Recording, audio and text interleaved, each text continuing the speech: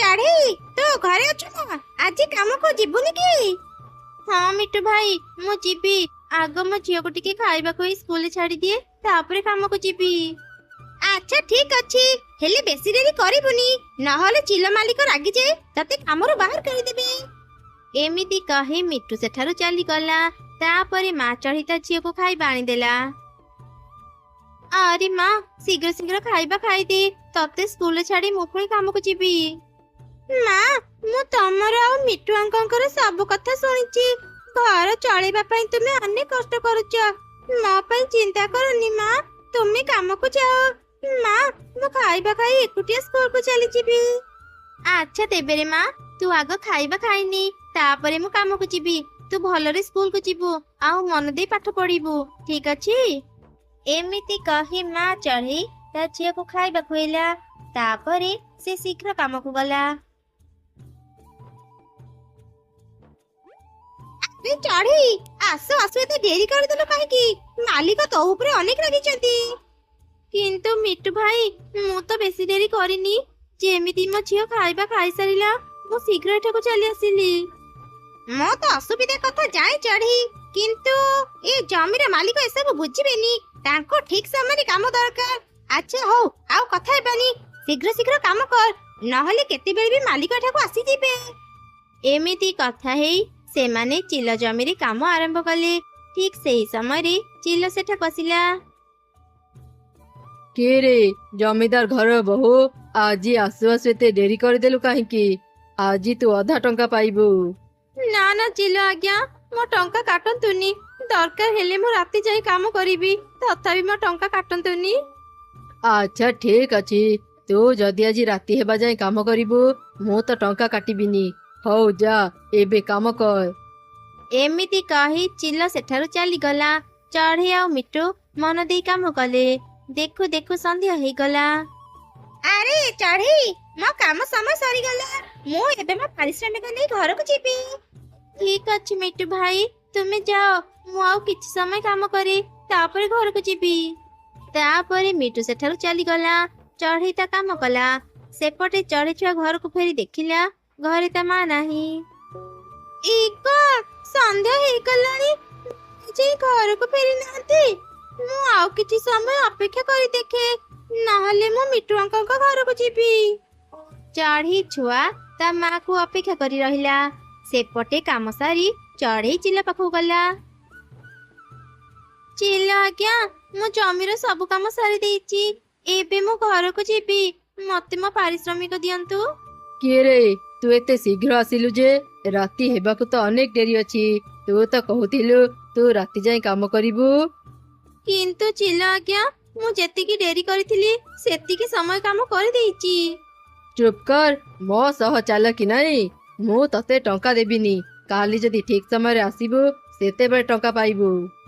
ଏମିତି ଶୁଣି ଚଢ଼େଇ ମନ ଦୁଃଖରେ ନିଜ ଘରକୁ ଫେରିଗଲା। ଏ କଣ ମା, ଆଜି କାମରୁ ଆସୁ ଆସୁ ଏତେ ଡେରି କରିଦେଲ ଯେ? ମା ଚଢ଼େଇ ତାର ଝିଅକୁ ସବୁ ଘଟଣା କହିଲା। ଏସବୁ ତୁମେ କଣ କହୁଛ ମା? ଚିଲ ଅଙ୍କଲ ତୁମକୁ ଟଙ୍କା ଦେଲେନି? ଆଜି ରାତି ଆମେ କଣ ଖାଇବା? ଘରେ ତ କିଛି ବି ଖାଇବା ନାହିଁ, ଖାତା କଲମ ବି ସରିଯାଇଛି। ମା, ମୁଁ ଯଦି କାଲି ଖାତା କଲମ ନ ନେବି, ଟିଚର ମତେ ବହୁତ ରାଗିବେ। ଚିନ୍ତା କରନି ରେ ମା, ମୁଁ ଏବେ ମିଟୁ ଭାଇଙ୍କ ପାଖରେ ତୋ ପାଇଁ କିଛି ଖାଇବା ଆଣି ଦେଉଛି। କାଲି କାମ କରି ମୁଁ ତୋ ପାଇଁ ଖାତା କଲମ କିଣିଦେବି। ଏମିତି କହି ମା ଚଢ଼େଇ ଶୀଘ୍ର ମିଟୁ ପାଖକୁ ଗଲା, ଆଉ ତାକୁ ସବୁ କଥା କହି କିଛି ଖାଇବା ମାଗିଲା। ତୁ ଠିକ ସମୟରେ ଆସିଲୁ ଚଢ଼େଇ, ଆଉ ଯଦି ଟିକେ ଡେରି କରିଥାନ୍ତୁ ମତେ ପାଇ। ମୁଁ ଏକ ଜରୁରୀ କାମରେ ବାହାରକୁ ଯାଉଛି, ସକାଳେ ଘରକୁ ଫେରି ଆସିବି। ମୋ ପାଖରେ କିଛି ଖାଇବା ଅଛି, ଏସବୁ ନେଇ ଘରକୁ ଯା। ତୁମକୁ ବହୁତ ବହୁତ ଧନ୍ୟବାଦ ମିଟୁ ଭାଇ, ମୁଁ କାଲି କାମ କରି ତୁମ ଖାଇବାର ଟଙ୍କା ଦେଇଦେବି। ତାପରେ ମା ଚଢ଼େଇ ଖାଇବା ଧରି ତା ଝିଅ ପାଖକୁ ଗଲା, ଆଉ ତାକୁ କିଛି ଖାଇବା ଦେଲା। ସେପଟେ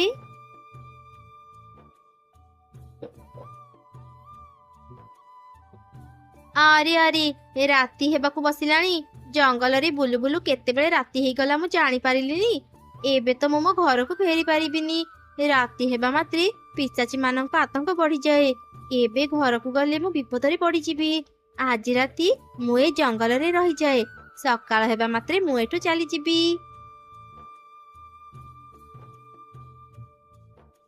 ଆରେ ଏଇ ତ ଆଗରେ ଗୋଟେ ଘର ଦେଖାଯାଉଛି। ଏଇ ଘରର ଆଖପାଖରେ ଆଉ ଘର ନାହିଁ। ଆଜି ରାତି ମୁଁ ଏଇଠି ରହିଯାଏ। କିନ୍ତୁ ଏଇ ରୂପରେ ଗଲେ ତ ଏଇ ଘରେ ରହୁଥିବା ଚଢେଇ ମାନେ ମତେ ଭୟ କରିବେ। ନା ନା, ମୁଁ ଗୋଟେ ରୂପ ବଦଳି ତାଙ୍କ ଘରକୁ ଯାଏ।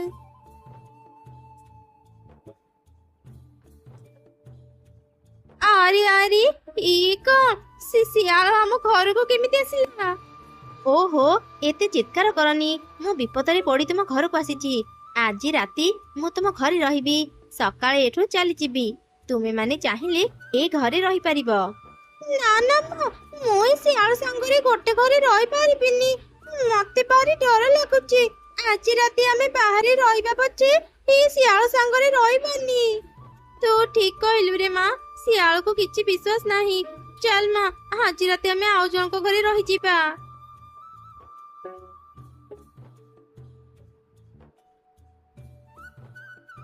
ଯା ହଉ, ଏମାନେ ଏଠୁ ଚାଲିଗଲେ।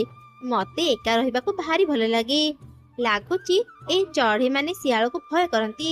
ଏ କଥା ତ ମୁଁ ଆଗରୁ ଜାଣିନଥିଲି।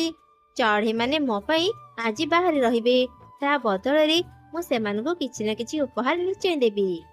ଏମିତି ଶିଆଳ ପୁଣି ଥରେ ପରି ହେଇଗଲା। ଆଉ ସେ ତା ଯାଦୁ ଶକ୍ତିରେ ଚଢେଇର ଘରକୁ ସୁନା ଘର କରିଦେଲା। ତାପରେ ସେ ଆରାମ କଲା। ସେପଟେ ଚଢେଇ ଏ ସବୁ କିଛି ନ ଜାଣି କାଉ ଘରକୁ ଯାଇ ତାକୁ ସାହାଯ୍ୟ ମାଗିଲା। କାଉ ଭାଇ, କାଉ ଭଉଣୀ, ଦୟାକରି ମତେ ଟିକେ ସାହାଯ୍ୟ କର। ଆମ ଘରେ ଶିଆଳ ପଶିଛି। ଆଜି ରାତି ଆମ ମା ଝିଅଙ୍କୁ ତୁମ ଘରେ ଆଶ୍ରୟ ଦେଇଥାଅ। ଓହୋ, ରାତିଟାରେ ଏମିତି ପାଟି କାହିଁକି କରୁଛୁ କହିଲୁ ଚଢେଇ? ତୋ ଘରେ ଶିଆଳ ପଶିଲା କି ବାଘ ପଶିଲା, ସେଥିରେ ଆମର କଣ ଯାଏ ଆସେ? ଏମିତି କୁହନ୍ତୁନି ଆଣ୍ଟି। ଆମେ ବହୁତ ବିପଦରେ ପଡି ଏଠାକୁ ଆସିଛୁ। ବାହାରେ ବହୁତ ଥଣ୍ଡା ଲାଗୁଛି। ଏତେ ବଡ ଶୀତ ରାତିରେ ଆମେ ବାହାରେ କେମିତି ରହିବୁ କହିଲ? ଆମକୁ ଟିକେ ସାହାଯ୍ୟ କର ଆଣ୍ଟି। ବା ବା, କେତେ ସୁନ୍ଦର କଥା କହୁଛୁ ଚଢେଇ ଛୁଆ। ଏ ସବୁ କଥା ତତେ କିଏ ଶିଖେଇଛି? ନିଶ୍ଚୟ ତ ମା ଶିଖେଇଥିବ। ତମେ ମାନେ ଯାହା କହିଲେ ବି ଆମ ଘରେ ରହିପାରିବନି।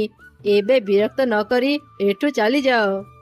କାଉ ମାନେ ଚଢେଇ ମାନଙ୍କୁ ତାଙ୍କ ଘରୁ ବାହାର କରିଦେଲେ। ମନ ଦୁଃଖରେ ଦୁଇ ଚଢେଇ ସେଠାରୁ ଉଡି ଚାଲିଗଲେ। ସେମାନେ ଯାହା ପାଖକୁ ବି ଗଲେ କେହି ବି ତାଙ୍କୁ ଆଶ୍ରୟ ଦେଲେନି। ମା, ମା, ମତେ ଭାରି ଥଣ୍ଡା ଲାଗୁଛି। ମା, ତୁ ମୋ ପାଖକୁ ଆ, ମୁଁ ତତେ ପତ୍ରରେ ଘୋଡେଇ ଦେବି। ଆଜି କଷ୍ଟ କରି ଏ ଶୀତ ରାତି ପାର କରିଦେବାରେ ମା, ସକାଳେ ଆମେ ଆମ ଘରକୁ ଯିବା। ଏମିତି କଷ୍ଟ କରି ଦୁଇ ଚଢେଇ ସେ ଶୀତ ରାତି ପାର କରିଦେଲେ। ସକାଳେ ସେମାନେ ନିଜ ଘରକୁ ଫେରି ଆଶ୍ଚର୍ଯ୍ୟ ହେଇଗଲେ। ଏଇ କଣ ସୁନା ଘର? ମୋ ସାଧାରଣ ଘର ପରିବର୍ତ୍ତେ ଏଠି ସୁନା ଘର ଅଛି। ଏସବୁ କେମିତି ସମ୍ଭବ? ଏସବୁ କିଛି ସେ ଶିଆଳର କାମ ନୁହଁ ତ? ଶିଆଳର କାମ ମାନେ? ସେ ଶିଆଳ ନଥିଲେ ବୋଧେ ମା। ସେ ନିଶ୍ଚୟ ଆଉ କେହି ହେଇଥିବ। ଆଉ ସେ ଯାଦୁ ବି ଜାଣିଥିବ। ନହେଲେ ସାଧାରଣ ଘରକୁ ସୁନା ଘର କିଏ କରିବ? ଚାଲ ନା ମା, ଘର ଭିତରକୁ ଯିବା। ଚଢେଇ ଆଉ ତାର ଝିଅ ଘର ଭିତରକୁ ଯାଇ ଦେଖିଲେ ଘର ଭିତରେ ଅନେକ ସୁନା ଟଙ୍କା ହୀରା ଭର୍ତ୍ତି ହେଇଅଛି। ଏସବୁ ଦେଖି ସେମାନେ ଅନେକ ଖୁସି ହେଇଗଲେ। ଧୀରେ ଧୀରେ ଶିଆଳ ଆଉ ଚଢେଇର ସୁନା ଘର ପାଇବା କଥା ଜଙ୍ଗଲରେ ସମସ୍ତେ ଜାଣିଗଲେ। ଦୁଇ କାଉ ବି ଚଢେଇର ସୁନା ଘର ଦେଖିବାକୁ ଆସିଲେ। ଏଇ କଣ? ଯୋଉ ଚଢେଇକୁ ଆମେ ରାତିରେ ଆଶ୍ରୟ ଦେଲେ ନାହିଁ, ସେଇ ଚଢେଇ ଗୋଟିଏ ରାତିରେ ସୁନା ଘରର ମାଲିକ ହେଇଗଲା। ଆରେ ଶୁଣ ନା, ମତେ ବି ଗୋଟେ ଏମିତି ସୁନା ଘର ଦରକାର। ଆରେ ଆମେ କଣ ଭାବିଦେଲେ ପାଇଯିବା? ତୁ କଣ ଶୁଣିନୁ? ଚଢେଇ ଘରେ ଶିଆଳ ପଶିଲା ପରେ ହିଁ ସେ ଏମିତି ସୁନା ଘର ପାଇଲା। ଆମେ ସେମିତି ଶିଆଳ ପାଇଲା ପରେ ସିନା ସୁନା ଘର ପାଇବା। ଚାଲ ନା, ଆମେ ଜଙ୍ଗଲ ଭିତରେ ଶିଆଳକୁ ଖୋଜିବା। କୋଉଠି ନା କୋଉଠି ଆମେ ଶିଆଳକୁ ପାଇଯିବା। ତାପରେ ସେମାନେ ଦିନ ରାତି ଶିଆଳକୁ ଖୋଜିଲେ।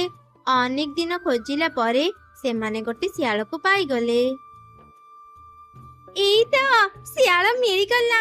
ଏବେ ଆମେ ବି ସୁନା ଘର ପାଇବୁ। ଶିଆଳ ଆଜ୍ଞା, ଆମ ସାଙ୍ଗରେ ଆମ ଘରକୁ ଚାଲ।